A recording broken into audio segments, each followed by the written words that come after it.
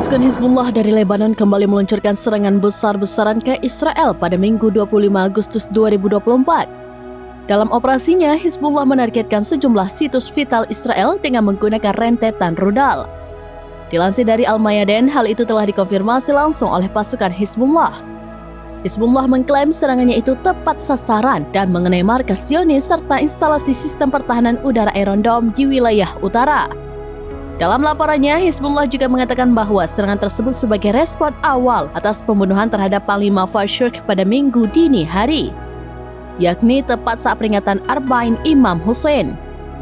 Hizbullah juga menekankan bahwa serangannya ini akan terus berlanjut dalam beberapa waktu ke depan. Selain itu, Hizbullah juga mengaku akan siaga setiap saat untuk menghadapi pasukan pertahanan Israel. Sebelumnya, Hizbullah juga telah merilis pernyataan lain yang diawali dengan lantunan ayat suci yang menyatakan bahwa pasukannya akan membalas orang-orang yang berdosa.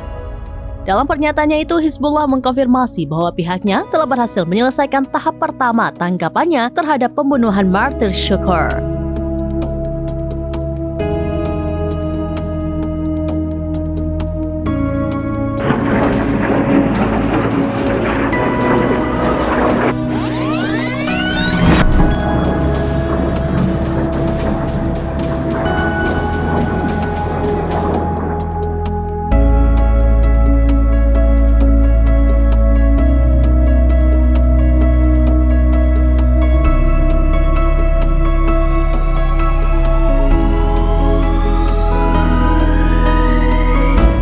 Download Tribun X sekarang, menghadirkan lokal menjadi Indonesia.